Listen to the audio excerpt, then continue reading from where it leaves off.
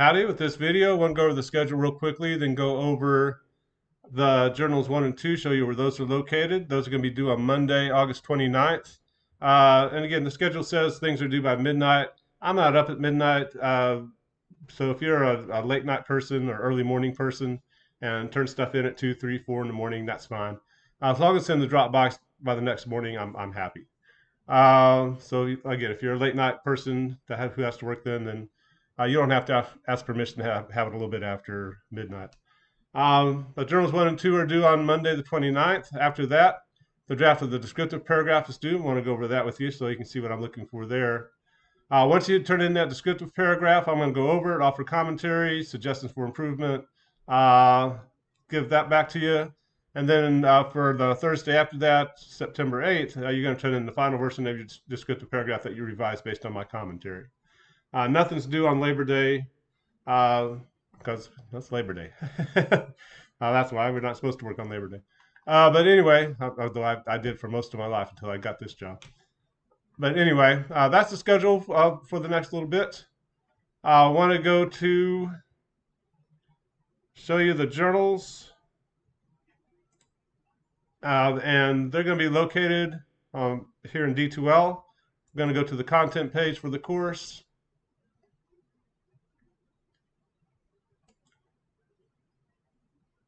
And we're going to go to journal entries. If you're D2L starting to do this, when you go to the content page, go to a specific area within the content page. You might have to come up to the table of contents and then scroll down on the left-hand toolbar to get to wherever you want to be. It'll open up to wherever you were last, which can be a little confusing, at least to me. But anyway, the journal entries are right here on the content page. You're just going to click on that link, and you'll see the prompts for them. The basic assignment, it's a free writing exercise. In other words, I'm not going to grade these on sentence structure and perfect grammar or anything like that. It should be in English, and it should respond to the given prompts. But the idea is that you just kind of maybe relax a little bit with your writing, get to 125 words as quickly as possible. You can go over 125 words, but don't go too far with it. You don't want to substitute this for the essay assignment, which is worth quite a few more points. These are quick writing exercises designed to get you thinking about the various essays. The first two are kind of more about you as a student, but after that, you're going to see they relate directly to the essays we're working on. But again, 125 words with each entry. I prefer you do both entries in one document, if at all possible. And the first prompt there, discuss your general experiences with writing in school. When was the last time you wrote an essay? For some of you, it might have been last semester. For some of you, it might have been the last decade. Right? It just depends on what you've been doing with your life. Did you like writing essays when you wrote them? Were they just the most horrible experience you've ever had in your life, and you're dreading this class? Hopefully not, but if you're like me in school, you just kind of accepted the reality with which you were presented and just did whatever you were told so that you could keep your mother off your back and keep driving your car. That was my motivation, at least till I got to college.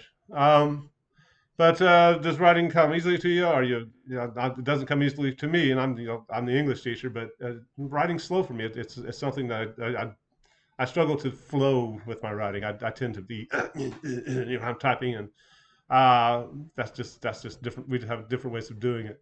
But just kind of getting you to talk about where you write, how you write, and your experiences with writing in that first one. So you're going to get to 125 words. And do that as quickly as possible. The second one, you got to, whoops, what I clicked. Oh, you got to read the parable of the talents. If you want to read a different version of it, that's fine. There's nothing magical about the translation I picked. You can click here to go to reading, which is what I just accidentally did. And we're not trying to convert anybody. Just the idea is that we're born with certain talents, and people who are successful in life tend to develop those talents and multiply those talents, right? If you ever see someone in a job they have no talent for, they're miserable most of the time. Or if you see somebody who's just not developing any of the talents they've been given, they tend to be miserable people because it's hard to be happy if you're not engaging in things that you're passionate and talented at. It doesn't mean it's not always about employment, right? But if you're good at singing, you want to kind of pursue that and share that talent with people and multiply that talent. So just kind of asking that general question there. What are your particular talents? What sets you apart from the crowd? And again, I'm not trying to convert anybody. If you think this is a result of natural selection and Darwinism, and that's great. But what are your particular talents? And you're going to get to 125 words. Then with the next ones, you're going to see they start talking a little bit more about the specific essay. Although the second essay is getting us ready for the self-regulated, the second journal entry is getting us ready for the second major writing a little bit. So again, going to do the first one and the second one, and that's it. Just the first two. We do two at a time. 125 words with each entry. We're not doing averages here. If you do 200 words with the first one, you still have to do 125 words with the second one.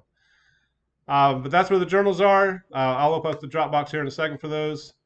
And you'll submit those into the same Dropbox, into the same type of assignments Dropbox folder that you did the syllabus quiz and the intro paragraph.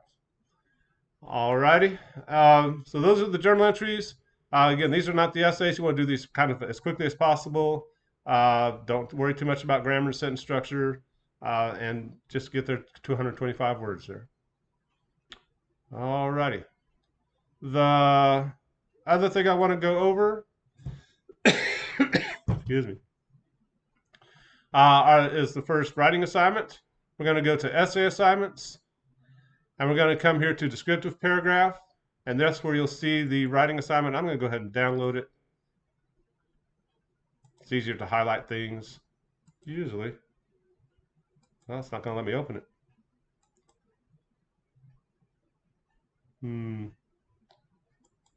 Okay, we'll do it in D2L. There we go. But here's the descriptive essay assignment, or descriptive paragraph assignment. For this assignment, you're going to describe the worst food dish you've ever eaten. Should be limited to one food. And you're not going to tell me the story of the dish. You're just going to describe the actual dish itself. So if it's your grandma's green beans, and it's the worst food dish you've ever eaten, you're not going to tell me much about your grandma. You want to tell me about what this dish looks like, smells like, tastes like, feels like in your mouth. And generally stuff we don't like doesn't feel good. I'm not sure why it didn't go full screen for me here, but anyway, I still get distracted. So you got to limit it to one food. You don't want to say something like the Shoney's buffet is the worst food you've ever eaten. There's too much food on there. You want to pick one particular food dish, kind of one plate of food, and one and discuss that that specific item. Your paragraph should be at least 225 words.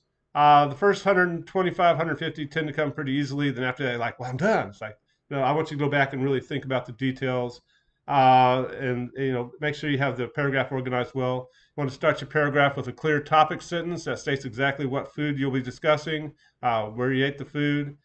So again, don't discuss my Aunt Susie's Thanksgiving dinner. That's too much food. But you might talk about her I'm stuck on green beans for some reason, but her green bean casserole with the cream and mushroom soup and the stuff crumbled on top. That may be the worst food you've ever eaten. That's what you want to talk about. Then you want to, after you get that topic sentence telling us exactly what food you're going to talk about, you want to arrange your details in a logical order. Generally, before you taste food, you smell it first, you look at it. So kind of tell us how you're experiencing the food, and tell us what's happening as you experience the food, right? So, maybe you came home one day and you smelled the worst smell in the world. Then you went in there and you saw these, raw oysters sitting on something, and they looked like, little piles of snot on a on a seashell, or whatever's going on there. But make sure it's in logical order. Again, think about what you do with food. You actually tend to look at it first. You smell it. Then your body reacts, especially negatively, to food that doesn't smell right. Then you put it in your mouth, and then you kind of taste it. Then it probably has a weird texture if it's not right. And then your body reacts again. So make sure you have all these details in the logical order, in a chronological order that you experience them in. Then to make sure you end your paragraph with a good concluding sentence, you want to bring the paragraph to a good close. And that's kind of up to you. But remember notice the requirements. You should have all the 5 sentences there. This kind of, well, D12 makes it hard to highlight, so I won't. But you want sight, sound, smell, texture, taste. Be sure to use all 5 senses in your paragraph. You should employ figurative language at least 5 times. There's a descriptive language handout there on the help resources page to help out with that. You want to make sure you're precise with colors. Don't just say the green beans look green. What real color were they? Were they just kind of this weird lime green or army green looking color? That kind of made it look unappetizing before you even started to eat it. The food you don't like generally doesn't look quite right, right? But don't just say something was blue or green. If you go to Lowe's and look at the paint selection, there's nothing called blue there, right? They have all these fancy names, and you want to kind of get into that same mindset. I'm not sure what that's about. Oh, my computer's doing something there. Don't use the words very, really, or it in your sentence. You can always rewrite a sentence to get those words out of there. So make sure you kind of, as you're working on the paragraph, come back, review the assignment sheet a little bit. Make sure you have your details in the right order. Make sure you're telling us, exactly how disgusting that food was when you ate it. There is a sample paragraph up there.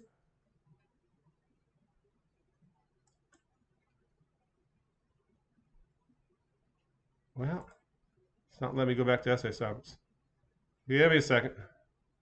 I'm not sure what my computer's doing here. But again, there's a sample descriptive paragraph. You can look at that. If you need some review on description, we have a descriptive essays, hence document there. And this kind of goes over the same thing as what I just went with colors. It also goes over figurative language, simile, metaphor, personification. You don't have to use all the different types, but just kind of read through that quickly. Kind of notice that when you describe things, generally start using metaphors and similes. You don't just say, man, that fart smelled bad. It's like, oh, that fart's a purple fog that smells like, death warmed over or something like that. You tend to start using metaphor and simile pretty quickly. Sometimes it's a little harder when you're just starting, you're staring at your page trying to write your paragraph, but kind of start thinking about that as you're writing, and hopefully it'll come fairly naturally to you. Some people are better at it than others. But if you go to look at that sample essay,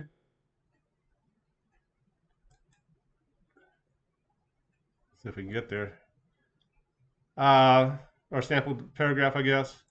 See if it'll let me download this time. Well, now it will. There we go. And notice we're formatting it the same way with that introduction paragraph. Last name, page number in the header, your name, my name, class and section number, the date. We're I01 for our course. You want to have a good title, and then you're going to get into the paragraph itself. We want a good topic sentence. The worst food I've ever eaten is my Aunt Loretta's macaroni and cheese, given a very specific food dish at a particular time on a particular plate, right? Then they're going to start talking about that macaroni and cheese. Aunt Loretta's macaroni and cheese looks fairly normal. The wormy pile has that gooey mustard yellow overcooked look that makes the dish appear to be regular Kraft macaroni and cheese. However, this marginal creation has a certain grainy texture, like someone's put sand in the cheese mix. And I'm not going to read this whole thing to you. You can read faster than I can talk. But notice we're going to talk about how the macaroni and cheese looks. And you can kind of start telling by their description, this probably isn't going to be a good experience, right?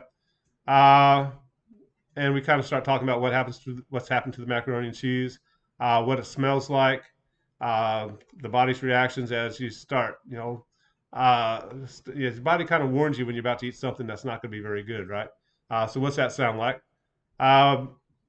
What it tastes like, what it feels like in your mouth, your body's reactions, all these good detail in a logical order, in a chronological order, basically. And of course, if you're in front of somebody who just made it, you're probably going to have to eat a second bite, right? So it's kind of a good ending sentence there. But kind of go through that paragraph, notice the description, using a figurative language, using good detail, expanding on specific colors. trying to make it come alive and be as kind of as gross and disgusting as possible, right? And that's how it's going to work. I think that's about all I had there.